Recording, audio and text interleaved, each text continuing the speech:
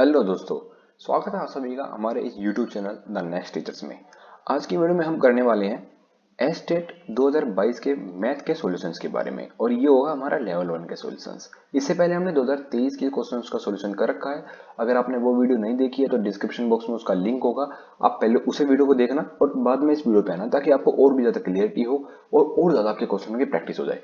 इसके बाद हम देख करने वाले 2021 के क्वेश्चन की पीडीएफ। अगर आपको ये सीरीज पसंद आती है तो कमेंट करना, लाइक और शेयर कर देना अपने दोस्तों के साथ। हम अगर आपको लेवल 2 और लेवल 3 के भी वीडियोस चाहिए मैथ के सॉल्यूशन के लिए तो उसको आपको छोटा सा कमेंट करना है ताकि हमें भी पता चले कि लोग उसकी देखना चाहते हैं उस वीडियो को। तो हम उसमें भी 2023 से लेकर 2021 के लास्ट 3 इयर्स के तो आपको जरूर करवाएंगे और आगे समय मिलता है तो और भी करेंगे। हालांकि आपका जो एसटीआर पेपर अभी पोस्टपोन सा लग रहा है, जो काफी समय है उस पेपर में, अप्रोक्स आपको फरवरी में तो अब होगा नहीं शायद, जब भी होता है आगे मार्च या अप्रैल में पेपर होगा तो आपको सूचित कर दिया जाएगा और आपको पता भी चल जाएगा। हालांकि बहुत सारे यूट्यूब चैनल सिर्फ उसी वीडियो को टारगेट करते हैं, बस ये बताते हैं अब होएगा कल होएगा।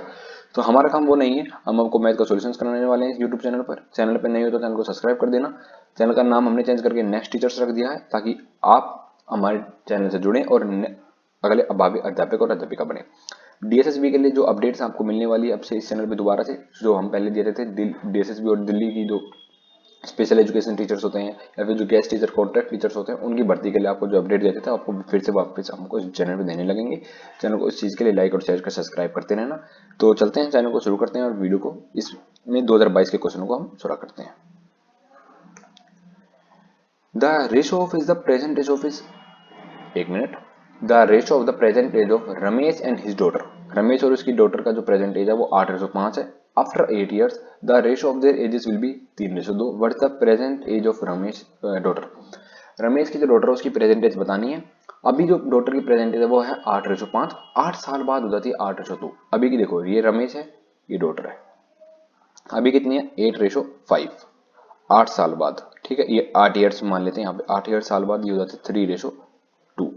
कभी भी आपको एजेस का कोई क्वेश्चन आ जाए, देख लीजिए एजेस, तो उसमें एज के कंसेप्ट में क्या करना है आप लोगों को, जो डिफरेंस होता है ना, डिफरेंस हर बार सेम रहेगा। ये कैसे भैया, अगर आप अपने बड़े भाई से 2 साल छोटे हो या आपका बड़ा भाई आपसे 2 साल बड़ा है तो वो आज से 50 साल बाद भी आपसे 2 ही साल बड़ा रहेगा। यूं नहीं कि 50 साल बाद वो 52 साल बड़ा हो जाएगा, ऐसा कुछ भी नहीं होता। या अपनी मम्मी से अगर आप 25 साल छोटे हो मान लेते हैं, तो आज से अगर आप 20 साल बाद जाओगे तो भी मम्मी से आप 25 साल छोटे ही रहोगे। तो ये कंसेप्ट असली में एप्लीकेबल है तो क्वेश्चनों में भी एप्लीकेबल रहेगा। ये बस आपको दिमाग में याद रखना है, ठीक है। ऐसे छोटे छोटे कंसेप्ट आपको याद रखने हैं। तो ये देखो, अगर रमेश की डॉटर 8 साल पहले 3 यूनिट कम थी तो आज भी 3 यूनिट होनी चाहिए, आज दिखा रहे 1 यूनिट कम है। तो हमको क्या करना है, डिफरेंस बराबर करना है। यहाँ पे 3 यूनिट है, यहाँ पर 1 यूनिट है, तो इसको कर देते 3 से मल्टीप्लाई। 3 से मल्टीप्लाई करने पर क्या बन जाएगा, 3 से इसको भी 3 से मल्टीप्लाई करना पड़ेगा और इसको भी 3 से मल्टीप्लाई करना पड़ेगा, यानी कि 9:6 बन जाएगा। अब मैं आपको बता देता हूँ कैसे आगे क्वेश्चन उसको सोल्व करना है। अब देखिए, ये 8 से हो रहा है 9, ये 5 से हो रहा है 6, दोनों बराबर बढ़ रहा है, ये भी 1 यूनिट बढ़ रहा है और ये भी 1 यूनिट बढ़ रहा है। जो 1 यूनिट बढ़ रहा है कितने सालों में, 8 साल में। 1 यूनिट की वैल्यू क्या है हमारे पास, 8 ईयर्स। तो बताइए रमेश डॉटर की प्रेजेंट एज, प्रेजेंट तो ये है, ये प्रेजेंट है, और ये p+8 यानी कि 8 साल बाद की एज है। तो आज की जो है 5 यूनिट है, तो 5 यूनिट की कितनी हो जाएगी, 5 8 40 ईयर्स, ठीक है। यहाँ पे आपको 40 ईयर्स देखने को मिलेगा, ऑप्शन नंबर 1। नेक्स्ट क्वेश्चन की तरफ बढ़ते हैं, ठीक है। इफ देखो, ये क्वेश्चन फिर से रिपीट करा है, 2023 में भी मैंने आपको बताया था ये क्वेश्चन बार बार दो बार पूछा गया था। 2 क्वेश्चन थे 2023 के, यानी 2 नंबर, अगर किसी के 88 नंबर आए होते और ये क्वेश्चन अगर कर लेता सही से, किसी के गलत होंगे तो उसका एस्टेट क्लियर हो जाता और इस बार उसे देने की जरूरत नहीं पड़ती। तो ये क्वेश्चन जरूर करके जाना है, बार बार पूछा जाता है। सेलिंग प्राइस ऑफ 10 आर्टिकल्स, इसलिए मैं इसको थोड़ा डायरेक्ट करूंगा ताकि आपको पेपर में याद रह जाए। सेलिंग प्राइस ऑफ 10 आर्टिकल, अब यूं मैं सोचता हूं आपने कर रखा है तो दोबारा नहीं करना, जितनी ज्यादा प्रैक्टिस करोगे। मेरा खुद का अनुभव है, मैंने बहुत सारे एग्जाम्स क्लियर कर रखे हैं। जैसे एचटेट जो था वो मैंने क्लियर कर रखा है, सीटेट मैंने क्लियर कर रखा है, ठीक है। यहाँ पे आपका सीजीएल होता है, सीपीओ होता है, और बीएसएफ का जो आरओआरएम का पेपर था वो होता है। इंडियन नेवी में पहले अग्निवीर से पहले एक भर्ती होती थी जो 12th के बाद मैंने दी थी। तो ये काफी एग्जाम क्लियर करें, ये बाद में आपको बताऊंगा कभी, पूरा इनका सारे स्कोर कार्ड वगैरह सब कुछ आपको प्रूफ के साथ दिखाऊंगा, उसके लिए चिंता ना करें। तो जितनी ज्यादा प्रैक्टिस करोगे ना आप, उतना ज्यादा आपको पेपर में फायदा मिलेगा। आप कितना भी बोर लग रहा है करने में तो करते रहिए। Selling price of 10 articles equals to the cost price of 6 articles. तो ये हमको क्या करना होता है, इसमें प्रॉफिट और लॉस बताना है। तो हमें रेशो लेनी है, 2 5 जा 2 3 जा, आप रेशो ये भी ना भी काटो तो भी अच्छा रहेगा वैसे, ठीक है। तो सेलिंग प्राइस अगर ऊपर आ जाएगा, नीचे कॉस्ट प्राइस आ जाएगा, यहाँ पे 6/10, ये रेशो तो पता नहीं कैसे लेते हैं। तो यानी कि कोई 10 रुपए की चीज है तो हमने 6 रुपए की बेची, कोई 10 रुपए की चीज का जो कॉस्ट प्राइस है तो हमने 6 रुपए में उसको बेच दिया, तो हमें 4 रुपए का नुकसान हो गया 10 रुपए पर। तो कितने का, ये 4 रुपए यानी में 100, तो इसका मतलब होता है 40%, ठीक है। मैं कभी कभार मेरा मन करता है थोड़ा डायरेक्ट करा दूं, पर आप लोग डायरेक्ट ना समझ में आए, इसलिए मैं इसको बताता हूँ कि भैया 10 रुपए की चीज पे 6 रुपए में बेच दी तो 4 रुपए का नुकसान हो गया, 4 रुपए जो 10 रुपए के बारे में 40% का नुकसान। तो इस चीज को क्वेश्चन को समझते हैं। Rummy moving with in constant speed of 20 kilometre per hour, अगर वो 20 किलोमीटर प्रति घंटे की रफ्तार से चलता है अपने होम से, तो स्कूल पर टाइम पे पहुंच जाता है, बिल्कुल टाइम पे, ठीक है। अगर वो if he moves with 30 kilometre प्रति घंटे की रफ्तार से, अगर 30 किलोमीटर पर आवर की रफ्तार से चलता है तो वो 18 मिनट जल्दी पहुंच जाता है स्कूल के टाइम से। तो डिस्टेंस बताइए। ये क्वेश्चन आप स्टार मार्क लगा लेना, काफी अच्छा क्वेश्चन है, इंपॉर्टेंट क्वेश्चन है। तो इस क्वेश्चन को कैसे सोल्व करना वो देखिए। अगर कभी भी ऐसा क्वेश्चन आए भैया वो इस रफ्तार से गया तो वो किसी एक टाइम पे पहुंचा, अगर वो इस रफ्तार से गया तो या तो कुछ मिनट जल्दी पहुंच गया कुछ मिनट लेट पहुंच गया, तो इन क्वेश्चन को डायरेक्ट डिस्टेंस निकालना भैया X Y, X minus Y into में टी, और टी क्या है यहाँ पे, टी छोटे वाला टी लगा लेता हूँ, ये वाला T, difference in time, difference in time मतलब वो गया इस स्पीड से या आया, ऐसे कैसे तो आया इस स्पीड से नहीं, मतलब वो पहले इस स्पीड से गया फिर इस स्पीड से गया, और उन दोनों स्पीड का डिफरेंस, तो बताइए उन टाइम और टाइम में डिफरेंस में इतनी ही कमी आ रही है, तो डिस्टेंस निकालने का ये डायरेक्ट फॉर्मूला है। आप इसको लिख लेना, नोट कर लेना, ये क्वेश्चन आपको बहुत जल्दी सोल्व हो जाएगा। जैसे पहले हो गया वो 20 की स्पीड से, ठीक है, फिर गया वो 30 की स्पीड से, इन दोनों में डिफरेंस कितना है 10 का, और टाइम में डिफरेंस कितना है 18 मिनट का, और जो मिनट है उसको हम करना होता है हावर्स में, तो ये आपको टोटल सीधा डिस्टेंस आ जाएगा। तो 30 से करेंगे 2 से कटेगा, और 2 से करेंगे 10 से कटेगा, 10 से इसको कट जाएगा 18, तो डिस्टेंस आ जाएगा हमारे पास 18 किलोमीटर। सिंपल सा क्वेश्चन था, ज्यादा इसमें सोचने की जरूरत है नहीं। नेक्स्ट क्वेश्चन, नेक्स्ट क्वेश्चन करते हैं। भैया एक वैल्यू है, इतनी बड़ी वैल्यू दे रखी है 986, ये 3 बार, 742 3 बार, ये 2 बार, ये 2 बार और ये 2 बार, ठीक है। आपको देखने में ऐसा किसी कोई बच्चा से सोच रहा है कि भैया इसको 3 बार मल्टीप्लाई करूंगा, फिर इसको 3 बार करूंगा, फिर माइनस करूंगा, फिर ये करूंगा, फिर सिंपल सोल्यूशन करेगा, तो भैया उसमें पूरी जिंदगी भर वो एक ही क्वेश्चन कर पाएगा, इससे आगे नहीं बढ़ पाएगा। इसमें आपको सिंपल सा क्या करना होता है, यहाँ पे आपको आइडेंटिटीज सोल्व करनी होती है। आइडेंटिटी जैसे ए प्लस बी की आइडेंटिटी, ए प्लस बी का होल स्क्वायर मान लेते हैं, या फिर ए प्लस बी का होल क्यूब हो जाता है। ये वाली आइडेंटिटीज आपको सोल्व करनी होगी। देखो आप यहाँ पे 3 बार अगर मान लेते हैं, ए को मानते हैं हम 986 और बी को मानते हैं 742, तो ऊपर क्या है, ए की क्यूब माइनस में बी की क्यूब, नीचे क्या है, ये ए है, ए स्क्वायर माइनस में ए बी प्लस में बी स्क्वायर, ये दे रखा है, ये दे रखा है ना। तो आप देखो अब a माइनस बी की क्यूब की आइडेंटिटी क्या होती है, a माइनस बी इंटू में A square minus A B plus A B. अगर आप ये चीज को इधर ले आओगे नीचे, तो इसकी वैल्यू बस a माइनस बी बन जाएगी, यानी कि a की क्यूब माइनस अगर b की क्यूब। आइडेंटिटीज को आपको याद रखना है। अब अगर आप याद भी नहीं है तो साथ साथ क्वेश्चन सोल्व कर ही रहे हैं, तो अब जो ये आइडेंटिटी है मैंने आपको बता दी, तो आप इसको याद रखना पूरे पेपर तक। तो ये वाली वैल्यू आ गई, यानी कि ये जो दे रखा है इसकी वैल्यू कुछ नहीं है, बस a माइनस बी है, और a पता ही हमको 986 माइनस में 742।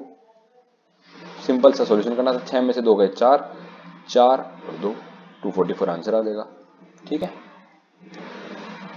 नेक्स्ट क्वेश्चन की तरफ बढ़ते हैं। ये तो थोड़ा शोर आ रहा है, मैं इसके लिए माफी चाहूंगा। आज मैं दिन में वीडियो बना रहा हूँ, हालांकि मैं आप लोगों के लिए रात में वीडियो शूट करता था, पर कल रात को शूट नहीं कर पाया, तो आज दिन में शूट कर रहा हूँ। कोई तो माफी चाहूंगा इसके लिए। अगर नॉइज ज्यादा ही आ रही है तो कमेंट कर देना, अगली बार से वीडियो फिर से आपको रात को जहाँ नॉइज कैंसिलेशन ज्यादा होती है तो जब सोल्व करेंगे।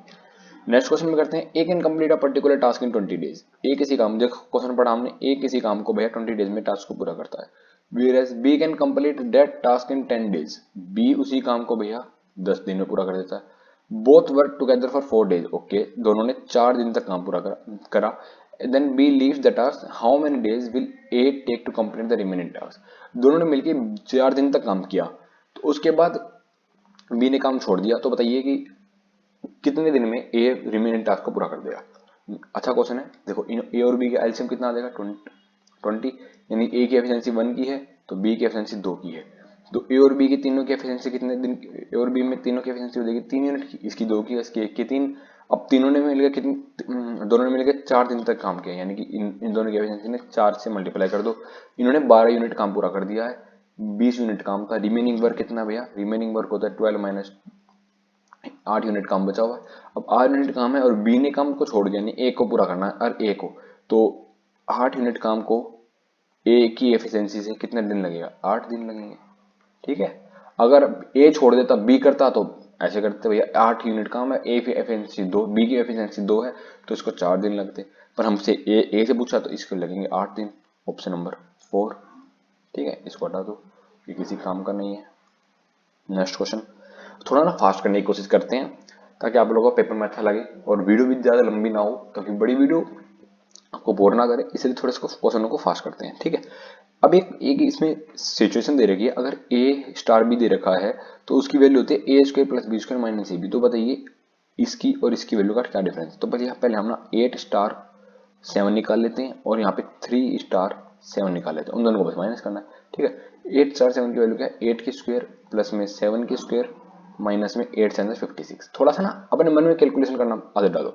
8 8 64 और 7 की स्क्वायर होती है 49 माइनस में 56। अब इसमें क्या करना है, जरूर इसमें से इसको माइनस कर दो। 56 में से अगर 49 जाएंगे तो 7 बच जाएगा और ये बच जाएगा माइनस का 7, यानी कि 64 माइनस का 7। तो इसकी वैल्यू कितनी होती है, 4 आ गई और यहाँ पे बच जाएगा 57 आंसर बच गया। ठीक है, और अगर 3 रेशो, इसको भी अगर आप सोल्व करोगे 3:7 को, तो वो कैसे सोल्व होगा, तो 3 की स्क्वायर होती है 9। थोड़ा अब इसको एक स्टेप और आगे बढ़ते हैं, और 7 की स्क्वायर 49 माइनस में ए बी 3 7 21। ठीक है, अगर आप इसको भी माइनस कर दोगे तो यहाँ पे बचेगा 9 प्लस में 9 में 8 और ये 28। ओके, 9 प्लस यार बचेगा 37।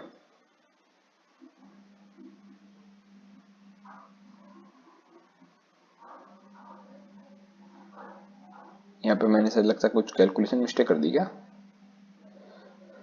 अब इन दोनों को क्या करना, मैं माइनस करना, तो 57 माइनस में 37 बच जाएगा हमारे यहाँ पे 20 तो ऑप्शन नहीं है। एक बार दोबारा चेक कर लेते। ए डॉट बी की value A square plus B square minus A B दे रखी है। A square 64, B square 49 minus में ए बी 8 7 56। ठीक है, अगर यहाँ पे जाएगा तो 56 में से अगर 49 माइनस करते हो आप, यहाँ पे 56 में से अगर आप 49 माइनस करते हो, 16 में से 9 बच गए 7, बिल्कुल 7 ही बच रहा है। ठीक है, 7 बच रहा है और यहाँ पे बचेगा तो 64 माइनस 7 बचेगा। 64 में अगर आप 7 को माइनस कर दोगे तो 8 64 था, बिल्कुल सही बात है। 49 माइनस में 56, यहाँ पे कोई दिक्कत नहीं है। ओहो, यहाँ पे 5 था यार, sorry sorry sorry, it's my mistake. इसको पूरे को माइनस मिटाना पड़ेगा। ऊपर वाला जो ऑप्शन, मुझे ऊपर वाले में गलती लग रही थी, पर ऊपर वाला तो ठीक है। मैंने यहाँ पे क्या करा, देखिए इतनी मिस्टेक हो जाती है। 3 5 था, ये 3:5, यानी कि 3 की स्क्वायर 9, 5 की स्क्वायर 25 माइनस 3 5 15। ठीक है, 15 में से 5 के 10 माइनस का बच जाएगा 10। ठीक है, यहाँ पे आ जाएगा आंसर में -1, 9 में 10। अब इसको माइनस इसको करना है, यानी कि 8:7 था, उसको माइनस करना 3:5 में से, मतलब रेशो नहीं है, स्टार है। ठीक है, इसकी वैल्यू आती है 57 माइनस में इसकी आई है -1, तो माइनस माइनस +1 बना देगा। 57 माइनस का +1 इज इक्वल टू 58। क्वेश्चन आ गया समझ में आपको, 58 आंसर आ जाएगा इसका, ऑप्शन नंबर सेकंड। देखो थोड़ी सी मैंने ऑब्जर्वेशन में मिस्टेक करी, क्योंकि हमारे सामने इसी स्क्रीन से इसी स्क्रीन में लिखना होता है तो कभी कभार हो जाती है। नेक्स्ट क्वेश्चन करते हैं। Number of diameter in a circle can be, एक सर्कल है उसमें कितने डायमीटर पास हो सकते हैं। अब एक सर्कल में आपके सामने डायमीटर कितने पास होते हैं भैया, एक ये रहा डायमीटर, ये भी एक डायमीटर है। ठीक है, थोड़ा ये भी एक डायमीटर है, ये भी एक डायमीटर है, तो डायमीटर तो आप कितने ही पास कर सकते हो, तो इसका आंसर है ऑप्शन नंबर इनफाइनाइट। ठीक है, नेक्स्ट क्वेश्चन करते हैं। Which of the following is not a rational number, इनमें से कौन सा एक रैशनल नंबर नहीं है। रैशनल नंबर्स क्या होते हैं, जो p बाय q की फॉर्म में होते हैं, q जो नॉट इक्वल्स टू 0। ठीक है, और इरेशनल नंबर्स कौन से होते हैं हमारे पास, इरेशनल नंबर्स होते हैं जो या तो रूट्स हों या फिर p बाय q की फॉर्म में नहीं लिखे जाते हैं, कि 4.321478 टर्मिनेटिंग ना हो, नॉन टर्मिनेटिंग हो। ठीक है, ये सारी वैल्यूज क्या होते हैं, इरेशनल्स होती हैं। ये p बाई q की फॉर्म में हाँ रेशनल नंबर है, 10/3 की फॉर्म में रेशनल नंबर है, 21/4 रेशनल नंबर है, तो ये रेशनल नंबर नहीं है। समझ में आया। Find the population of a city after 2 years, 2 साल के बाद पॉपुलेशन ऑफ सिटी बतानी है। एट प्रेजेंट उसकी 12 लाख की पॉपुलेशन है और रेट ऑफ इंक्रीज है 4%, यानी कि 4% हर साल पॉपुलेशन इंक्रीज हो जाती है। तो हमें 2 साल बाद पॉपुलेशन बतानी है हर साल। तो अभी हमारे पास 12 लाख की पॉपुलेशन है। 12 लाख को कैसे लिखते हैं भैया, 12 और उसके बीच में 5 जीरो, 1 2 3 4 5, ठीक है। अब रीवेरीफाई करते हैं सारी चीजों को, वंस, टेंस, 100, 1000, 10,000, लाख, 12 लाख। अब 4% से पॉपुलेशन इंक्रीज हुई है, तो भैया एक साल में कितनी हो जाएगी, 104 बटे 100, 100 का होगा तो 104, उसके भी एक साल बाद कितनी हो जाएगी भाई, 2 साल बाद पूछिए ना, 104 बटे 100, ठीक है। अभी 2 जीरो से ये वाली 2 जीरो कट गई, इस 2 जीरो से ये वाली 2 जीरो कट गई। अब हमको सिंपल मल्टीप्लाई करना है, 120 इंटू में 104 इंटू में 104, एक जीरो है तो जीरो तो आएगा ही आखिरी में। और अगर आप बाय ऑप्शन जाओ तो 4 4 जा 8, नहीं 4 4 जा 16 और 6 जा 32, यानी कि ऑप्शन के लैंड में आना चाहिए 2, इस जीरो को हटा दो तो यहाँ पे कितना बचेगा, 12 इंटू में 104 और इंटू में 104। बाय ऑप्शन जाते हैं, यूनिट डिजिट जाते हैं, ठीक है। 4 2 जा 8 और 8 4 जा 32, यानी कि ऑप्शन में एक जीरो के बाद 2 आना चाहिए, यानी कि ऑप्शन में 2 जीरो आना चाहिए। यहाँ पे है नहीं, यहाँ पे है नहीं, यहाँ पे है नहीं, ऑप्शन नंबर 2। क्वेश्चन सॉल्व मत करा करो इतने में, अगर सबके ऑप्शन अलग अलग दे रखे हैं तो। भाई यूनिट डिजिट से हमने किस मेथड से ही कराई, हमें ये यूनिट डिजिट से करा, लिख लेता हूँ। जो बच्चा सिर्फ पीडीएफ देके क्वेश्चन सॉल्व करना चाहता है उस चीज के लिए unit digit. A wire is tied to the top of a pole whose height is 15 metre. एक धागा टॉप ऑफ द पोल से बांध दिया गया, यानी कि पोल के जो टॉप पे उसे बांध दिया गया है, उसकी जो मीटर है, लेंथ है 15 मीटर की, ओके। एक पोल है हमारे पास, and the wire makes an angle 60 degree with the ground, और जो वायर है वो 60 डिग्री है ग्राउंड के साथ बना रहा है, okay. The length of wire, एक हमारे पास एक पोल है, ये हमारा पोल, ये तो नहीं है, ये है पोल, ठीक है। ये इसका टॉप है, यहाँ से हमने धागा बांध दिया जमीन पर, थोड़ा एंगल वो फिर से बनाओगे, देखो ये जो है ये हमने बांध दिया जमीन पर, ये जमीन से हमने इसको अटैच भी कर दिया। ये जमीन के साथ बनाना 60 डिग्री, पोल की हाइट है 15 मीटर, तो हमें बताना है जो वायर की लेंथ है ये कितनी होगी। सिंपल सा है, ट्रिग्नोमेट्रिक फंक्शंस का यूज करना है। अगर यहाँ 60 है, ये 90 डिग्री होगा तो ये 30 डिग्री होगा। अगर आपने एक ट्रायंगल पढ़ा होगा, ये एक 90 डिग्री ट्रायंगल है, ठीक है। 30, 60 और 90, 90 डिग्री के आगे होता है 2, 30 डिग्री के आगे होता है 1 और 60 डिग्री के आगे होता है √3। अरे √3, अगर 60 डिग्री के आगे यहाँ पे 15 है तो इसके आगे हो जाएगा, ये 2 लिखना था ना, 15 √3। चलो ये आपको नहीं समझ में आ रहा होगा क्या क्वेश्चन कर रहा हूँ। जो एसएससी वाले बच्चे होंगे वो उसको छुट्टियों में कर देंगे, अगर आप पहली बार फील्ड में आए हो तो उसको मैं क्वेश्चन से समझा देता हूँ। ट्रिग्नोमेट्रिक रेशियोज के ऊपर क्वेश्चन है, वो मैं आपको सोल्व करता हूँ, ठीक है। यहाँ पे ट्रिग्नोमेट्रिक का रेशियो कौन कौन सा यूज करना है, हमारे पास हाइपोटेन्यूज है और हमें हमारे पास परपेंडिकुलर, हमें हाइपोटेन्यूज निकालना है। तो परपेंडिकुलर हाइपोटेन्यूज में कौन सी रेशियोज काम करते हैं, साइन रेशियो काम करती है, तो साइन रेशियो को यूज करते हैं। साइन 60, साइन 60 की वैल्यू कितने, परपेंडिकुलर अपॉन हाइपोटेन्यूज, ये होती है परपेंडिकुलर अपॉन हाइपोटेन्यूज। थोड़ा सा जल्दी करते हैं, इसकी वैल्यू होती है √3/2, ठीक है। परपेंडिकुलर है हमारे पास 15 और हाइपोटेन्यूज हमें निकालनी है, ठीक है। तो ये इधर जाएगा, ये क्रॉस मल्टीप्लाई करेंगे, हाइपोटेन्यूज इधर जाएगा तो 15 टू द 30 अपॉन में √3, 30 अपॉन में √3। अब इसको थोड़ा काट पीट कर लेते हैं, इसको क्या करो, रैशनलाइज कर लो। 30 √3 अपॉन में 3 √3 का 3 और ये 3 से कट जाएगा, यानी कि 10 √3 आंसर आ जाएगा। सिंपल सा क्वेश्चन था, इसको आपको इस तरीके से सोल्व करना है, 10 √3। अगर यहाँ पे मान लेते हैं परपेंडिकुलर और नहीं बेस का रेशो निकालना होता तो आप tan थीटा का यूज करते, ठीक है। अगर आपको हाइपोटेन्यूज और बेस के बीच में रिलेशन निकालना होता तो आप cos थीटा का यूज करते। तो इस तरीके से आपको ट्रिग्नोमेट्रिक्स का रेशियोज का यूज करना होता है। अच्छा क्वेश्चन है, चलो नेक्स्ट क्वेश्चन बढ़ते हैं। If for a certain sum amount, if for a certain sum the interest rate of the simple, if for a certain sum the same interest rate of the same interest rate and the simple interest is 600 रुपए and the compound interest is 612 for the 2 years, ठीक है। 2 साल का बता रहा है, 600 और 612, तो बताना हमें एनुअल रेट ऑफ इंटरेस्ट कितना होगा। ओके भैया, एक सम है, सम मान लेते हैं हमारे पास ए, एक ही सम डाल रखा है, हमने उसको सिंपल इंटरेस्ट पे भी दिया हमने उसे कंपाउंड इंटरेस्ट पे दिया 2 साल के लिए। कितने साल के लिए भैया? 2 साल के लिए। हमें रेट कितना हमें नहीं पता। तो एक चीज हमें पता है, क्या पता है? सिंपल इंटरेस्ट में जो इंटरेस्ट निकलेगा वो दोनों का बराबर होगा, और कंपाउंड इंटरेस्ट में दोनों में अलग होगा, दूसरे का रेट ज्यादा होगा। और एक चीज और भी पता है, क्या? जो सिंपल इंटरेस्ट का जो फर्स्ट ईयर का इंटरेस्ट आता है और जो कंपाउंड इंटरेस्ट में फर्स्ट ईयर का रेट आता है वो बराबर होता है, यानी जो इंटरेस्ट आता है वो दोनों का बराबर होता है। 600 रुपये आया है हमारे पास सीआई पर, 600 आया है हमारे पास सिंपल इंटरेस्ट पर, और जो 612 है वो आया हमारे पास कंपाउंड इंटरेस्ट पर। आपको समझाने के लिए वीडियो बड़ी हो रही है तो चिंता ऐसा जरूर ना सोचें कि आपको कितना टाइम लगेगा, नहीं।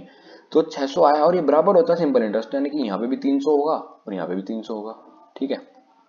और पहले साल का सिंपल इंटरेस्ट हो चाहे कंपाउंड इंटरेस्ट हो, दोनों बराबर होते हैं, यानी कि ये भी 300 है और टोटल 612 है, तो यहाँ पे कितना हुआ? 312, ठीक है। हमको हमको क्या निकालना है? रेट। अभी हमने बस क्या निकालना है? सिंपल इंटरेस्ट और कंपाउंड इंटरेस्ट के बीच भाई किसमें कितना कितना डिवीजन हुआ है। ये 300 और ये 312। तो आपको लोगों को ये पता होगा कंपाउंड इंटरेस्ट में जितना अमाउंट बढ़ता है उतना ही इंटरेस्ट रेट में भी मल्टीप्लाई होती है, ठीक है। यानी कि 300 से चीज अगले साल में 312 हो गई, कितना रेट है? 12 रुपए बढ़ गई 300 रुपए में एक साल में, एक साल में यानी कि 100 रुपए, तो यही तो रेट है। तो 100 से इसको काट दोगे, 3 से कटेगा 4%, 4% आ जाएगा हमारे यहाँ पे आंसर। नेक्स्ट क्वेश्चन करते हैं। समझ में आया क्वेश्चन आपको? क्या था? एक बार दोबारा रिपीट करना, उसको क्वेश्चन जरूर समझ में आ जाएगा। Factors of the following expression will be, factors क्या होने वाले हैं आपके? ये इक्वेशन दे रखी है, एक्स की स्क्वायर माइनस में 6xy प्लस में 9y की स्क्वायर माइनस में 16, और ये जो 16 है ये थोड़ा ब्रैकेट में से बाहर है। तो पहले इसका अलग फैक्टर सोल्व करते हैं, फिर इसको सोल्व करेंगे। तो यहाँ पे आपको क्या करना होता है? इन दोनों की मल्टीप्लाई करोगे, 9 इंटू 9 9, और यहाँ पे 6, यानी कि मल्टीप्लाई करने पर 9 आना चाहिए और प्लस माइनस करने पर 6 आना चाहिए। ये आपको समझ में आया? तो ये कौन सी वैल्यू होती है? 3 और 3, मल्टीप्लाई करने पर 9 और प्लस करने पर 6, ठीक है। ये अलग से था, ये कंसेप्ट से बाहर है। एक्स की स्क्वायर माइनस में इसको दो हिस्सों में बांटो, यानी कि 3xy माइनस 3xy प्लस में 9y की स्क्वायर। अब यहाँ पे x अगर कॉमन ले लोगे तो x माइनस में 3y आ जाएगा, और यहाँ पे अगर आप क्या कॉमन लेना चाहोगे, यहाँ पे ले सकते हो आप माइनस 3y कॉमन ले सकते हो, तो यहाँ पे आ जाएगा अंदर में x माइनस में 3y। आ रहा है समझ में आप लोगों को क्या कहना चाह रहा हूँ मैं?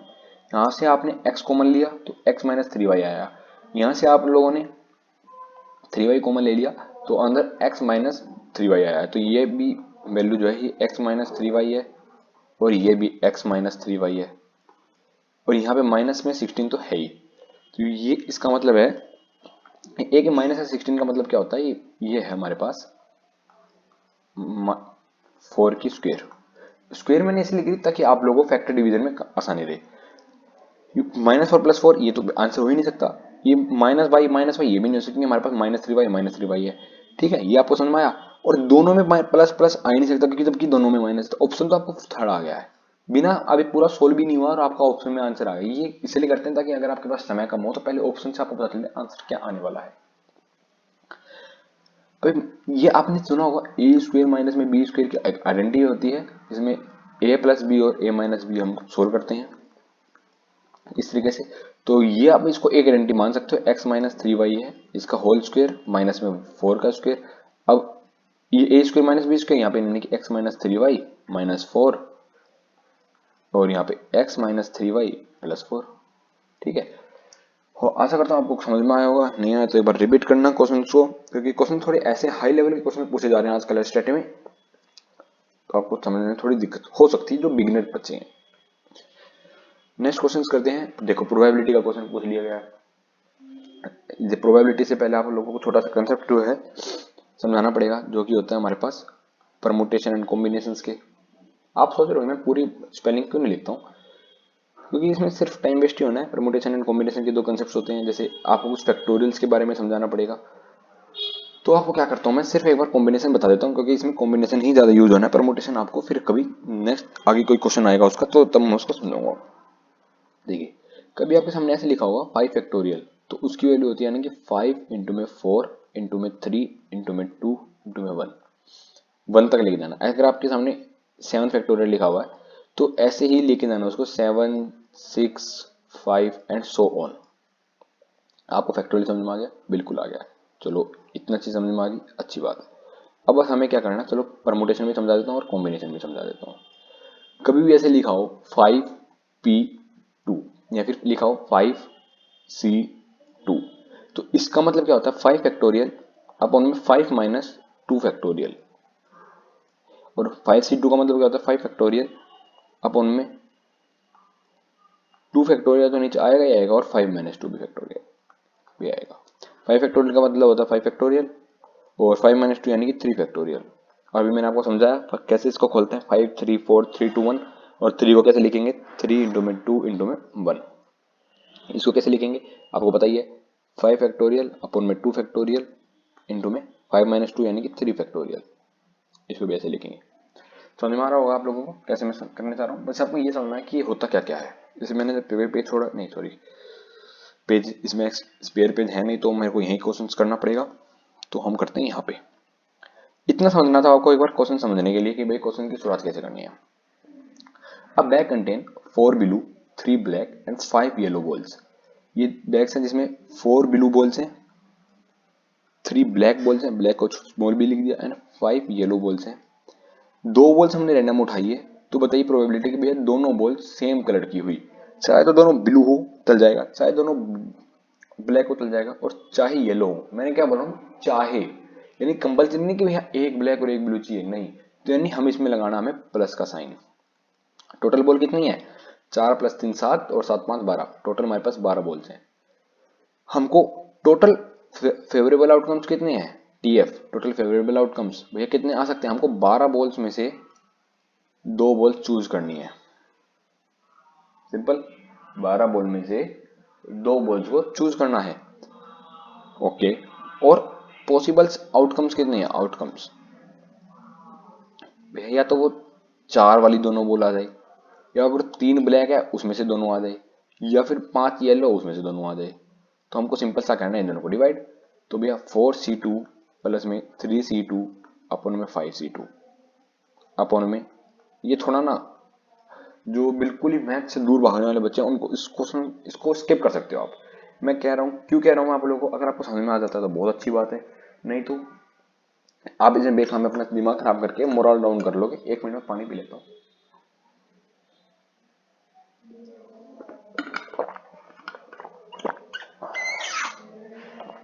और आप लोगों का जो कॉन्फिडेंस खत्म हो जाएगा अगर कोई ऐसा क्वेश्चन आपसे नहीं होता है तो। पर हाँ, जिसमें थोड़ा सा मैथ कर रखा है, तो प्रोबेबिलिटी बचपन से सीखता आ रहा है और 11th 12th में कर रखा है, तो बिल्कुल ही आपको घबराने की जरूरत नहीं है। आप इस क्वेश्चन को उड़ा दोगे। कैसे उड़ाओगे मैं देखता हूँ। और 4c2 को कैसे लिखेंगे, 4 फैक्टोरियल अपॉन में 2 फैक्टोरियल का 2, और 4 माइनस 2 भी होता है, उसका भी मतलब 2 ही होता है। अब 3c2 को कैसे लिखेंगे, 3 फैक्टोरियल अपॉन में 3 माइनस 2 का 1 होता है, और इंटू में 3 2 फैक्टोरियल। 5c2 को ऐसे लिखेंगे 5 फैक्टोरियल अपॉन में 2 फैक्टोरियल इंटू में 3 फैक्टोरियल। अपना पूरा करने की जरूरत ही नहीं है, 4 इंटू में 3 इंटू में 2, और ये भी 2 है इंटू में, क्योंकि 2 का फैक्टोरियल का तो 2 इंटू 1 ही होगा ना, और 2 इंटू 1 तो 2 ही होता है, इससे 2 कट जाएगा, यहाँ से 2 कट जाएगा, यानी कि ऊपर आ जाएगा हमारे पास 6 मल्टीप्लस में 3 अपॉन में 2, यहाँ पे 3 इंटू में 2 आएगा और 2 नीचे से कट जाएगा तो 3। ठीक है, यहाँ पे प्लस आएगा 5 फैक्टोरियल है। 5 फैक्टोरियल को कैसे लिखेंगे हम, 5 इंटू में 4 इंटू में 3, बस 3 फैक्टोरियल आएगा ना इसके बाद, और 2 इंटू में 3 फैक्टोरियल। अब 3 से 3 कट जाएगा, 2 से 2 कट जाएगा, 5 टू 10 10 अपॉन में नीचे क्या है 12c2 12 फैक्टोरियल अपॉन में 2 फैक्टोरियल इंटू में 12 माइनस 2 10 फैक्टोरियल।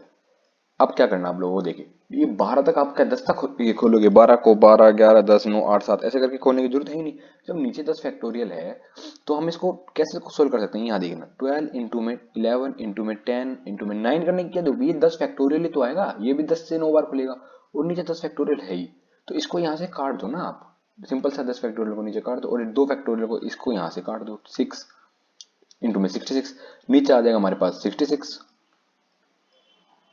और 10 + 6 9, 6 + 3 9 और 8 19, ऊपर 19 आ जाएगा।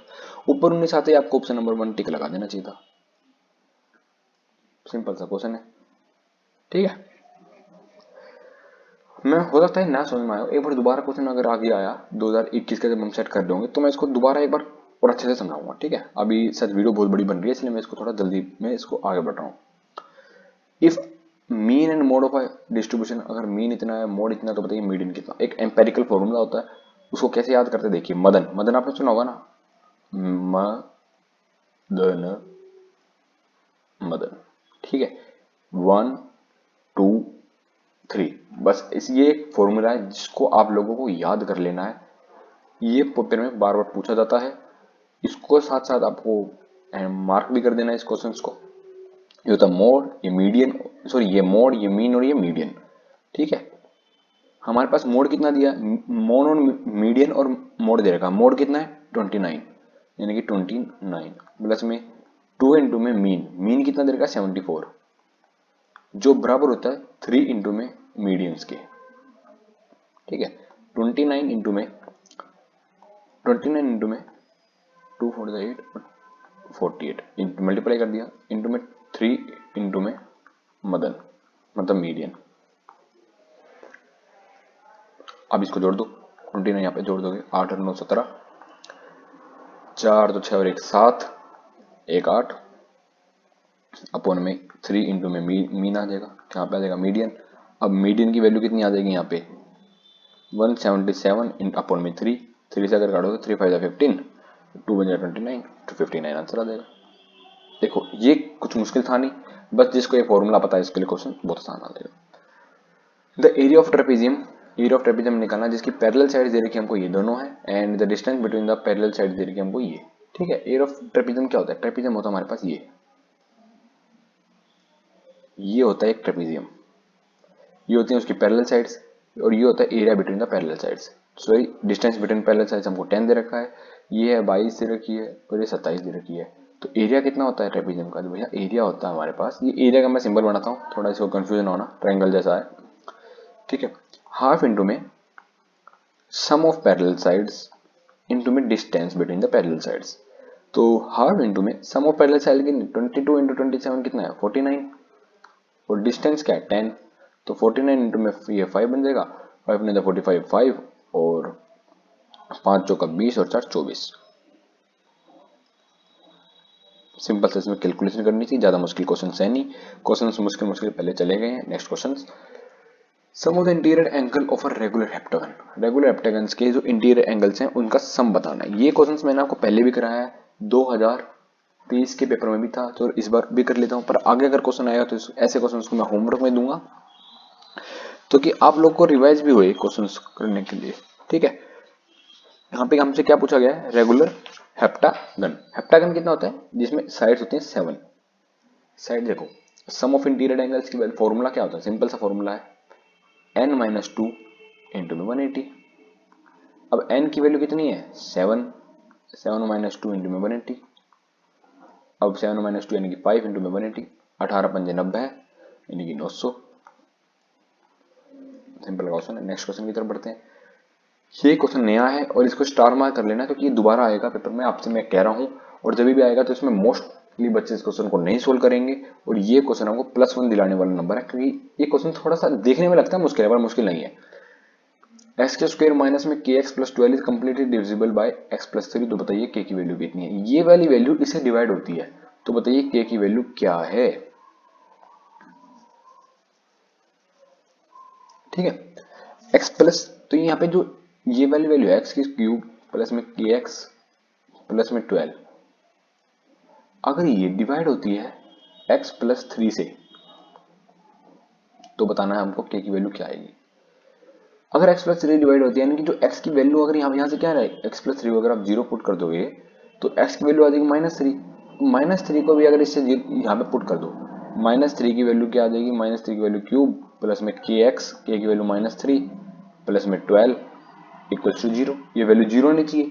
अगर ऐसा है तो x की वैल्यू -3 यानी कि x की वैल्यू -3 पुट करने पर ये वैल्यू 0 दे रही है, रिमाइंडर कुछ नहीं बच रहा, तो यहाँ पे इसको पुट कर दो। 3 की क्यूब होती है 27, यानी कि माइनस का 27 प्लस में प्लस क्या -3 के प्लस 12 इक्वल्स टू 0। अब ये के उधर चला जाएगा, -3 के मैंने के को क्या करा, इधर भेज दिया, ठीक है, के उधर आ गया। अब वहां पे -12 है,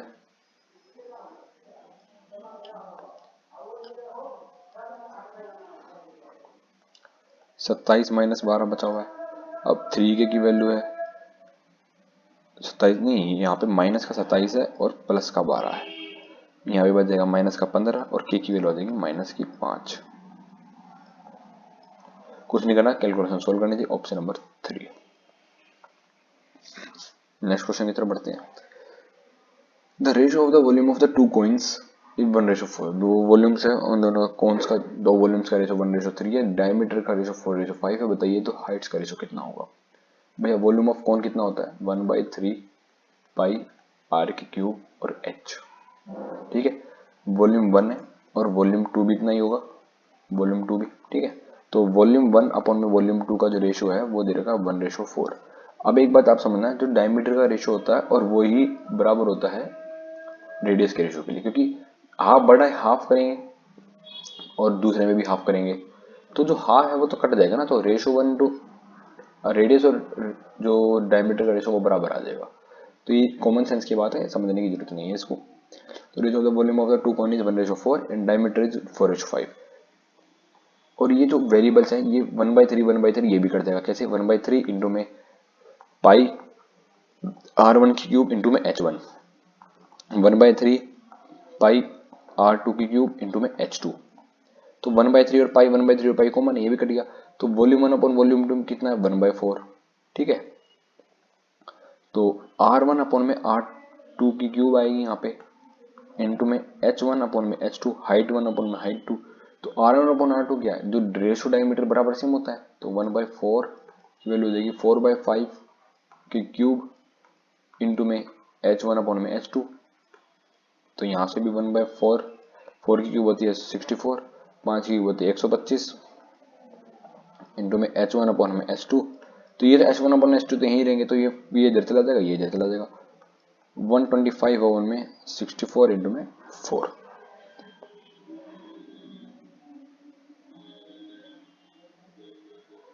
सॉरी स्क्वायर होता है, मैं क्यूब कैसे लिख दिया यहाँ पे, भाई यार स्क्वायर होता है यहाँ पे, मैं कहूँ ऑप्शन देख के मुझे याद आया ये तो स्क्वायर होता है ना। तो यहाँ पे थोड़ी सी कैलकुलेशन में फिर गलती हो गई है। तो यहाँ पे आ जाएगा 16 अपॉन में यहाँ पे देगा 25। तो 25 अगर उधर जाएगा तो ऊपर आ जाएगा 25 और नीचे 16 चौक 64। ये हो जाएगा h1 अपॉन में h2। तो 25 अपॉन में 64 कितना, ऑप्शन नंबर सेकंड में ऑप्शन आपको दे रखा है। क्वेश्चन समझ में आ गया होगा कैसे आपको करना। तो देखो वॉल्यूम दे रखी है, जो डायमीटर की रेशियो होती है वही बराबर होती है रेडियस की रेशियो के लिए। तो डायमीटर की रेशियो अपॉन में रेडियस की रेशियो 4:5 और इसका स्क्वायर करना होता है, तो स्क्वायर 16/25। हमें हाइट का रेशियो निकालना था, इसको ऐसे ही रखना है, तो 25 इधर भेज दिया, 16 इधर भेज दिया, ऑप्शन आ गया। नेक्स्ट क्वेश्चन कह रहा है कि भाई ये जो वैल्यू है ये 4 के बराबर, तो एक्स की वैल्यू बतानी है। इन क्वेश्चनों को सबसे बेस्ट तरीका आता है बाय ऑप्शन जाने का, क्योंकि इसमें आप ज्यादा दिमाग लगाओ ही ना तो ये अच्छा है। अपने एक्सपीरियंस से बता रहा हूँ, ऐसे क्वेश्चन दिखेंगे तो फटाफट ऑप्शन का यूज करना, क्योंकि देखो रूट क्यूब रूट है, क्यूब रूट ये भी क्यूब रूट है, ये भी क्यूब है, ये भी क्यूब है, ये भी, तो आसानी से आपका सॉल्यूशन हो जाएगा। पहले 3 रख के देख लेते हैं, क्या 7। अब ना थोड़ा फास्ट करते हैं, कैसे, ये किसकी क्यूब है 3 की, ये किसकी क्यूब है 7 की, ये किसकी क्यूब है 8 की, ये किसकी क्यूब है 6 की। तो डायरेक्ट यहाँ पे 3 लिख लेते हैं ना, 7 + 3 10। तो रूट 10 क्या 4 के बराबर होता है, नहीं नहीं, तो यानी कि ये ऑप्शन तो, सॉरी ये ऑप्शन तो हो ही नहीं सकता। अब 7 रखते हैं, तो रूट 7 तो यहाँ पे पहले से ही है प्लस में।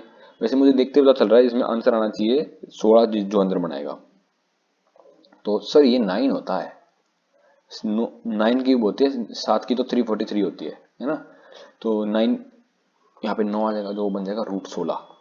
और रूट 16 का 4 के बराबर होता है बिल्कुल, और ऑप्शन चेक ही ना करो, समझे। यहाँ पे क्यूब रूट था, क्यूब रूट, तो क्यूब रूट कर दो इसका, सिंपल सा सबका क्यूब रूट करके देख लिया मैंने भैया। क्यूब रूट तो आपको कम से कम 20 तक क्यूब रूट आपको याद करने हैं, सॉरी क्यूब्स 20 की क्यूब 8000 ऐसे करके आपको याद करने हैं। 9 की क्यूब पता ही है, 11 की क्यूब 1331, 13 की क्यूब 1728, या आपको कोई सॉरी 2197, ये 12 की हो गई 2197, ये आपको याद रखने पेपर सोल्व करने के लिए। नेक्स्ट क्वेश्चन की तरफ बढ़ते हैं। इस क्वेश्चन को भी बाई ऑप्शन जा सकते हो, पर इसमें हमको बाई ऑप्शन जाने के लिए हमको थोड़ा बड़ा पड़ेगा, क्योंकि हमें इसकी वैल्यू निकालनी है। अगर बाई सीधा एक्स की वैल्यू पूछी होती तो एक्स यहाँ पे पुट करो और बाई ऑप्शन चले जाओ, नहीं। तो 27 की एक्स माइनस में 2/3 की वैल्यू क्या दे रखी है, 81, ये में दे रखा है। तो हमें सोल्व करना है इसको।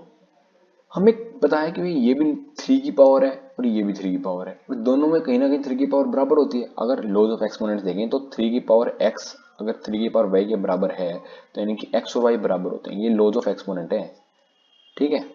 तो हमें 3 की पावर ये कितना होता है, 3 की क्यूब होती है, अपॉन में x माइनस में 2/3, और ये 3 की पावर 4 होती है। अभी 3 इधर मल्टीप्लाई हो जाएगा, यानी कि 3 इंटू में 3x माइनस में 2, जो कि बराबर होती है 3x की वैल्यू 4 के बराबर, है ना। हाँ, तो ये बराबर होगी, तो यानी कि 3x माइनस 2 की वैल्यू कितना देगी, 4। अब ये 3x की वैल्यू आ जाएगी 6 और x की वैल्यू आ जाएगी हमारे पास 2। x की वैल्यू 2 आ गई, तो हमें x की वैल्यू नहीं पूछी थी, वही मैं कह रहा हूँ, x की वैल्यू ने हमसे ये पूछा था, ये वाली वैल्यू, यानी कि 2 की पावर में 3x प्लस में 1, तो 2 इंटू में 3x की वैल्यू कितनी हो जाएगी, 6, 6 प्लस 1 7, 2 की पावर 7 पूछी थी।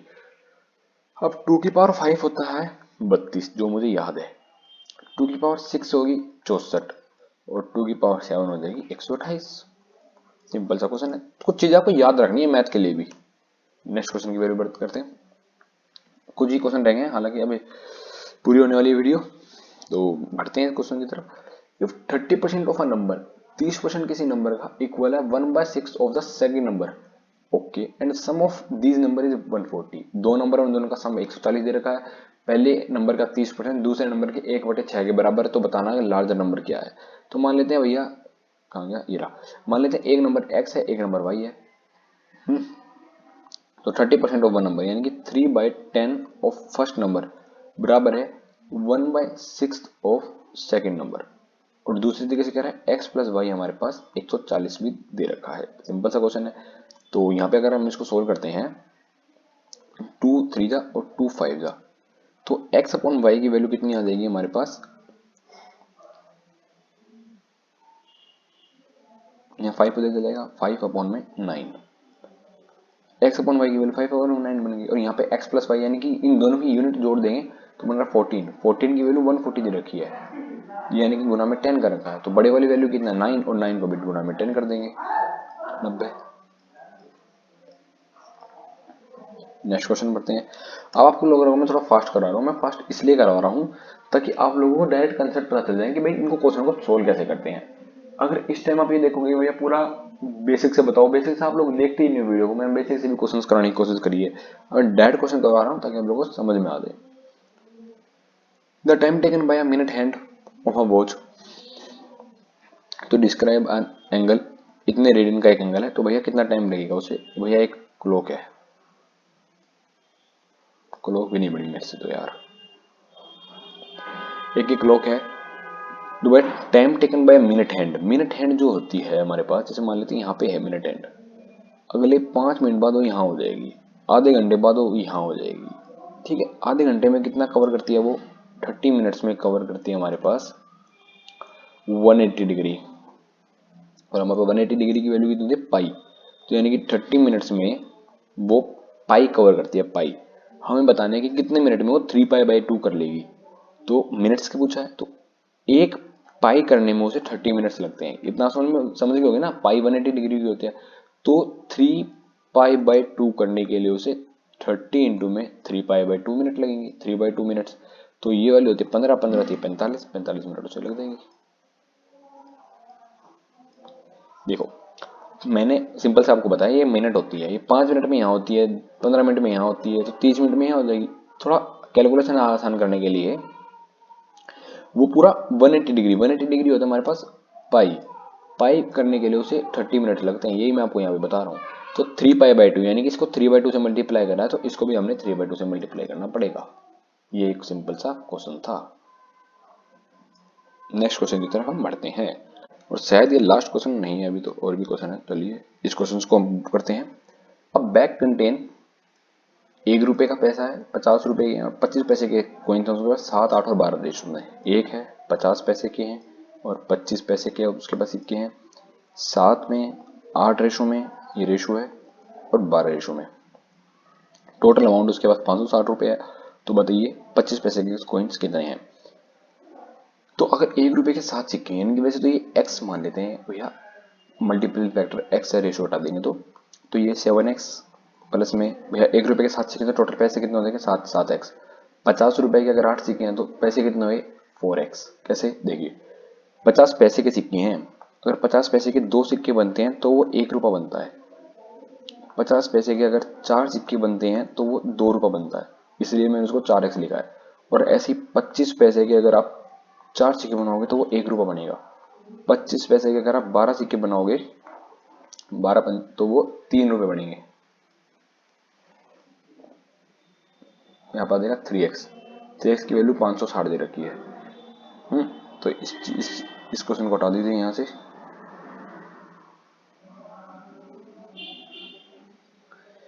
तो 7 4 10 14x आ जाएगा। 14x की वैल्यू 560 दे रखी है, तो x की वैल्यू कितनी हो जाएगी 14 4 तो 56 होता है, x की वैल्यू हो जाएगी हमारे पास 40। तो हमसे क्या पूछा था 25 पैसे की कॉइन्स। 25 पैसे की कॉइन है 12x, यानी कि 12x की वैल्यू हमें बतानी है। 12 4 48 480। नेक्स्ट क्वेश्चन बढ़ते हैं। In order to fence a square fix 36 poles. भैया एक हम ऑर्डर स्क्वायर है उसमें 36 पोल्स लगे हुए हैं और उसको फेंस करना है, यानी कि भैया हम उसकी बाउंड्री करनी है। Distance between the two poles है भैया इतना, तो बताइए 2 पोल्स के बीच का डिस्टेंस 6 मीटर है, तो बताइए एरिया ऑफ स्क्वायर कितना है। ओके 36 पोल्स हैं एक स्क्वायर में, अगर 36 पोल्स हैं तो एक साइड कितने होंगे 9 9 9 और 9, समय 9 पोल्स होंगे। कॉमन सेंस है ये तो, क्योंकि 9 चौक 36 होता है। अगर 9 पोल्स हैं और 2 पोल्स के बीच का डिस्टेंस 6 मीटर है तो 9 पोल्स में डिस्टेंस कितना हो जाएगा 54 मीटर। 9 पोल्स हैं, हर एक का डिस्टेंस 6 मीटर है, तो हमारे यहाँ पे कितना हो जाएगा 54 मीटर। अब यहाँ पे भी 54 मीटर का है, यहाँ भी 54 मीटर है, और यहाँ भी 54 मीटर है, और यहाँ भी 54 मीटर है। तो एरिया कितना हो जाएगा, एरिया होता है हमारे पास साइड्स का स्क्वायर 54 इंटू में 54। अब ऑप्शन से चले जाओ ना 4 4 16, तो ऑप्शन नंबर 4 आ जाएगा आपसे आंसर यहाँ पे। नेक्स्ट क्वेश्चन करते हैं। रूट ये वैल्यू 64 के बराबर है, तो देखिए जो रूट 2n है वो हमारे पास 64 के बराबर है। तो बताइए n की वैल्यू क्या होगी, n की वैल्यू क्या होगी। तो सबसे पहले रूट हटाने के लिए क्या है ना, स्क्वेयरिंग बोथ साइड कर दो, 2 की पावर n आ जाएगा। तो जो n है वो स्क्वायर बोथ साइड करने पर 64 इंटू में 64 बन जा रहा है। और स्क्वायर भी क्यों करना, मैंने आपको क्या बताया था, ऐसे क्वेश्चनों में क्या करना है, स्क्वायर करने से आपको क्वेश्चन ना बहुत बड़ा हो जाएगा। ऑप्शन रख के देख लो ना, सिंपल सा क्या है ऑप्शन। 2 की पावर 64 का वो कहाँ पे आता है, 64 होता है 2 की पावर 6, 2 की पावर 5 32 होता है, मैंने आपको बताया था, मैंने याद कर रखा है। आप भी आप याद कर लो, 2 की पावर 5 32, 2 की पावर 6 64, 64 यानी कि ये जो 64 है इसकी वैल्यू कितना है 2 की पावर 6। अगर स्क्वायर आप करो स्क्वेयरिंग बोथ साइड, 2 की पावर n इंटू में 2 की पावर 6 का स्क्वायर होता है, यानी कि इसका स्क्वायर करेंगे तो 12 हो जाएगा 12। अब n की वैल्यू 712 दिख रही है आपको क्वेश्चन नंबर 12। एक क्वेश्चन और है, सिंपल सा क्वेश्चन है, कैलकुलेशन बेस्ड है। पहले आपको ये सोल्व करना है, फिर उसको डिवाइड कर देना है 2 से, फिर +2 करना है। ये बहुत सिंपल क्वेश्चन है, ये आपको होमवर्क करना है, और जो भी इसका सही आंसर देगा सबसे पहले तो मैं उसे कमेंट कर दूंगा पिन, ताकि बाकी बच्चों को क्या है आंसर आपको मिल जाएगा। नेक्स्ट क्वेश्चन करते हैं। ये क्वेश्चन बिल्कुल सेम जैसे मैंने आपको अभी कराया था। तो population of a town increases at a rate of 5% annually. भाई हर साल अगर 100 पॉपुलेशन है तो वो अगले साल 105 हो जा रही है, ठीक है। ये तो प्रेजेंट पॉपुलेशन आज अगर इतनी है तो बताइए 2 साल पहले कितनी थी। मान लेते हैं 2 साल पहले x थी, फिर बढ़ी 105 हो गई 100 की, फिर बढ़ गई 105 हो गई 100 से, ठीक है। और अब जाके हुई है 444/100। तो बताइए पहले कितनी थी। तो सिंपल सा क्वेश्चन है, x की वैल्यू है, अगर आप इसको ऐसे काटना चाहो तो 5 से काट सकते हो 20, और फिर 5 से काट सकते हो फिर 20, ठीक है। और ये 21 का क्या है, ये 21 का स्क्वायर है 441, तो यहाँ पे बचेगा 10। कैलकुलेशन करना, आप सोचो मैंने बहुत जल्दी कर दिया तो कैलकुलेशन करना आप, ठीक है। 10 इंटू में 20 इंटू में 20, तो यहाँ पे आ जाएगा 20 2 दूनी 4 और 3 0। नेक्स्ट क्वेश्चन करते हैं। ये क्वेश्चन फिर से एक वही रिपीटेड पैटर्न आ रहा है, फैक्टर्स बताओ, पॉपुलेशन इंक्रीज बता दो, कॉस्ट प्राइस सेलिंग प्राइस बता दो। तो ये क्वेश्चन आपको बार बार रिपीट होंगे। 6 माइनस एक्स माइनस में 2x की स्क्वायर दे रखा है और उसके फैक्टर्स निकालने हैं। इसके फैक्टर्स कैसे निकालते हैं? माइनस 2x की स्क्वायर माइनस एक्स माइनस 3। अब हमने अपनी वाली फॉर्मेट में लिख लिया जैसे हम लिखते हैं। और अब क्या करना है, 6 दूनी 12, यानी मल्टीप्लाई करने पर 12 चाहिए, प्लस माइनस करने पर 1 चाहिए, ठीक है, -1 चाहिए, सॉरी -1। तो आप क्या देखें, क्या आंसर आ जाएगा, -4 और 3। मल्टीप्लाई करने पर 12 आ रहा है और वैसे भी मल्टीप्लाई करने पर प्लस का 12 चाहिए, नहीं सॉरी, हाँ माइनस, यहाँ पे प्लस है ना, ये 6 तो प्लस का है। मल्टीप्लाई करने पर माइनस का 12 चाहिए, तो माइनस का 12 आ रहा है, तो और माइनस का 1 भी आ रहा है। मल्टीप्लाई माइनस 2x की स्क्वायर माइनस में 4x minus plus 3 plus 6x। तो यहाँ से आ जाएगा कॉमन, -2x आपने कॉमन ले लिया तो x प्लस 2, और यहाँ से अगर आपने 3 कॉमन ले लिया तो x प्लस 2, तो -2x प्लस 3 और यहाँ पे x प्लस 2। x प्लस 2 तो है, देखो यहाँ पे x माइनस 2, ये दो तो ऑप्शन नहीं है, x प्लस 2 है, ठीक है। और 3 माइनस 2x है, ये 2x माइनस 3 नहीं है, इसका -2x प्लस 3। इसी को अगर आप ऐसे भी तो लिख सकते हो, 3 माइनस 2x, ये दोनों सेम ही तो चीजें, यानी कि ऑप्शन नंबर 2। नेक्स्ट क्वेश्चन करते हैं। ये भी क्वेश्चन अच्छा है, थोड़ा कैलकुलेटिव है, आपको सोल्व करना है। चलो सोल्व मतलब सोल्व जरूर करना है, पेपर में घबराने की जरूरत नहीं है। पहले इतने सी इक्वेशन को सोल्व करो, इतने सी को, क्वेश्चन बड़ा देके घबराए ना करो। इस क्वेश्चन को सोल्व करते हैं पहले। 1 माइनस में 2176 अपॉन में 2401, इसको सोल्व करेंगे। अगर एलसीएम लेके सोल्व करा तो 2401 माइनस में 2176 अपॉन में 2401। अब सिंपल सी कैलकुलेशन अगर आप सोल्व करोगे तो 2401 है, ये आपको पता होगा किसका स्क्वायर बढ़ता है। देखिए स्क्वायर निकालेंगे ना, एक छोटा सा ट्रिक नहीं है, समझने की जरूरत है आपको स्क्वायर कैसे निकालते हैं। सबसे पहले तो अब भैया 2401 को माइनस कर दो 2176 के साथ, तो यहाँ पे क्या आंसर आ जाएगा, 225 अपॉन में 2401 है, ये रूट में है। 225 किसका स्क्वायर है, 15 का। अब ये तो याद होगा, इतना याद है। अब मान लेते किसी को 2401 का स्क्वायर नहीं पता, तो नियरेस्ट स्क्वायर क्या पता आपको, मान लेते 30 का स्क्वायर क्या होता है, 900, 900 तो काफी बड़ा है। 40 का स्क्वायर है 1600, 1600 से भी काफी बड़ा है। अब 45 का स्क्वायर कितना होता है, 45 का स्क्वायर होता है 5 4 20, 20 25, इससे भी बड़ा है। 50 का स्क्वायर होता है 2500, इससे छोटा है, इससे छोटा है। तो यानी कि और लास्ट में बने, यानी कि हो सकता है 49 का स्क्वायर हो। अब 49 का स्क्वायर है या नहीं, उसके लिए आप लोग मल्टीप्लाई कर सकते हो, पर मुझे पता, एक मिनट ये क्या अड़ गया, ठीक है।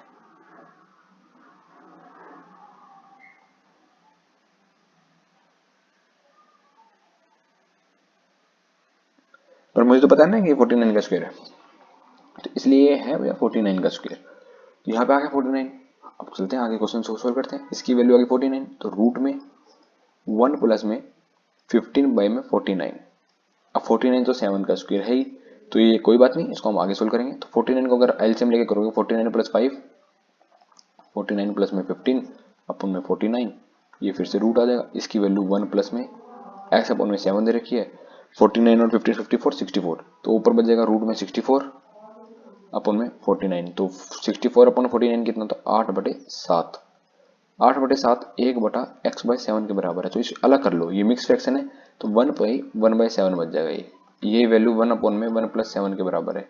बस आपको बाय कंपैरिजन से आप देख सकोगे, जब 1 1 है, x x है, तो यानी x की वैल्यू 1 बन जाएगी, x की वैल्यू 1।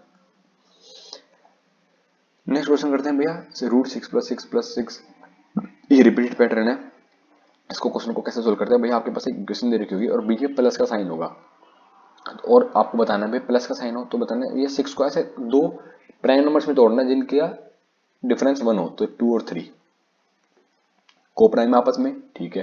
अब 2 और 3 में अगर प्लस दे रखा है तो बड़ी वैल्यू यानी कि ऑप्शन नंबर 3।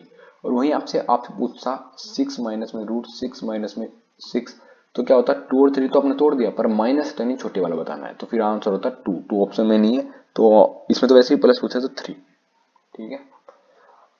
और वहीं अगर आपसे ये पूछता √6 इंटू में √6 इंटू में √6, ऐसे इंफिनिटी तक जा रहा है, तो उसका आंसर 6 ही आता। नेक्स्ट क्वेश्चन है, what will be the difference between, हो सकता है 30 से ज्यादा क्वेश्चन हो गए होंगे, पर क्योंकि इसमें कुछ ना रीजनिंग के क्वेश्चन होते हैं वो भी मैं डालता हूँ, जो रीजनिंग वाले सेट में आपसे पूछे जाते हैं और वो मैथ से मिलते जुलते क्वेश्चन है। 30/30 आपको लाने का टारगेट है, अगर आप टारगेट को पूरे करते हो तो। What will the difference between the compound interest and simple interest, हमें क्या करना है, CI माइनस SI करना है, वो भी 2 साल का, 2 साल का। अगर प्रिंसिपल इतना है, रेट इतना है, इतना, तो इसके लिए डायरेक्ट फॉर्मूला होता है, वो कितना होता है, P इंटू में R/100, सिंपल सा फॉर्मूला 2 साल के लिए। तो P कितना हमारे पास 4000, R कितना है 5% अपन में 100, तो इस 2 0 से 2 0, 5 चौका 20,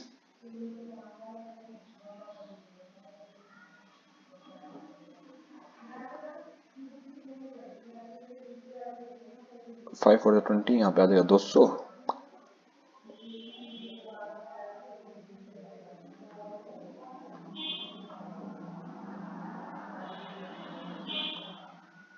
पता नहीं ये फॉर्मूला कैसे, ये फॉर्मूला तो ये, चलो एक बार मैं आपको बेसिक से बता देता हूँ कैसे करना है। फॉर्मूले में कुछ दिक्कत लग रही है मुझे, काफी समय पहले करा था मैंने क्वेश्चन। चलिए, what will the difference between compound and simple interest on a sum, sum इतना है 2 साल के लिए बताना है 5% के लिए। भैया सिंपल इंटरेस्ट कितना होगा, पहले सिंपल इंटरेस्ट होगा 5% 2 साल के लिए, तो क्या होगा वो 10% होगा, 10%। और वही कंपाउंड इंटरेस्ट 5% का 2 साल के लिए कितना होता है, 10.25, 10.25। अब इन दोनों को माइनस करोगे तो 0.25% बच जाएगा। अब 0.25% निकालना कितना, किसका, 4000 का, किसका निकालना हमें, 4000 का। अब 4000 का 0.25% कितना होता है, 10 रुपये। कैसे निकालोगे, 25/100, ये 0 पॉइंट का कटा, और यहाँ पे इस परसेंटेज का भी 100, नीचे है 4000, ये 3 0 से 1 2 और 3 0 कटी, 1 0 बची, 25 चौका 100, और 1 0 नीचे बची हुई थी, 10 बच गया। तो फॉर्मूला में चेक करूंगा, उसमें शायद कुछ चेंजेस थे जो मैंने ध्यान नहीं दिए, ठीक है। शायद 100/R था, R/100 नहीं, 100/R, P इंटू R/100। तो P तो हमारे पास 4 है, तो 5 चौका 20, चलो नहीं बार चेक कर लूंगा क्या फॉर्मूले में क्या चेंजेस थे, काफी समय हो गया है ना। नेक्स्ट क्वेश्चन की तरफ बढ़ते हैं। If the selling price of 20 articles is equal to the cost price of 15 articles, ये भी सिंपल सा क्वेश्चन है। Selling price of 20 articles, selling price equals to the cost price of 15 articles. तो हमें परसेंटेज, प्रॉफिट परसेंटेज बताना है। 3 4 जा 3 5 जैसे काट दोगे, सेलिंग प्राइस अपन में कॉस्ट प्राइस आ जाएगा। सेलिंग प्राइस है 5 अपन में 4 रुपए की चीज 5 रुपए में बेच रहे हैं, 1 रुपए का फायदा हो रहा है 4 रुपए पर, यानी कि 25%। नेक्स्ट क्वेश्चन करते हैं। 30% of 80 of x equal to 24, तो बताइए x की वैल्यू कितनी है, क्या पूछ रहा है, 30% इंटू में ऑफ की वैल्यू 80 है, अपन में x इक्वल टू 24। तो x अगर यहाँ पे गया और 24 नीचे आ जाए तो क्या कोई दिक्कत है, नहीं दिक्कत है। 24 इंटू में यहाँ पे x आ जाएगा, ठीक है। अगर आप इसको हटा दो परसेंटेज को तो नीचे आ जाएगा हमारे यहाँ पे 100, मल्टीप्लाई का साइन है, 1 0 से 1 0 कट गई, कोई दिक्कत नहीं है। 3, तो 3 से गया 8, 8 से गया 80, देखो थोड़ा गेजर पे चढ़ गया, दोबारा समझाता हूँ इसको ढंग से। कैलकुलेशन नहीं करनी है इसमें, उस क्वेश्चन में कुछ नहीं करना। 30% को कैसे लिखते हैं, 3/10 of 80 equals to x multiply कर दिया मैंने 24 के साथ, ठीक है। अब 24 के साथ 10 से 10 कट गया, तो 3 8 24, यहाँ पे 24 है, तो 3 से 8 कट होगा, 8 से ये कट जाएगा, x की वैल्यू 1 आ जाएगी भैया। सिंपल सा क्वेश्चन था ये तो बहुत। नेक्स्ट क्वेश्चन की तरफ बढ़ते हैं। नहीं, क्वेश्चन हो गए आपके खत्म। आशा करता हूँ आप लोगों को समझ में आए होंगे, अच्छे क्वेश्चन से लगे होंगे। अगर आप ऐसे में सपोर्ट करना चाहते हैं तो कमेंट बॉक्स जरूर कर देना भाई आपको वीडियो कैसी लग रही है, कोई इंप्रूवमेंट चाहिए, कुछ मैं जल्दीबाजी में कर देता हूँ या फिर क्वेश्चन को डायरेक्ट कर देता हूँ, वो आपको बताना है। वीडियो थोड़ी तेज जाना है, स्लो करना, कुछ भी आप बताना चाहो बता सकते हो। और DSSB के लिए आप रेगुलर अपडेट हमारे चैनल पे दोबारा से मिलनी शुरू होगी, तो आप इस चैनल को सब्सक्राइब करके रखना। मिलता है फिर नई वीडियो में, तब तक के लिए धन्यवाद। जय हिंद, वंदे मातरम।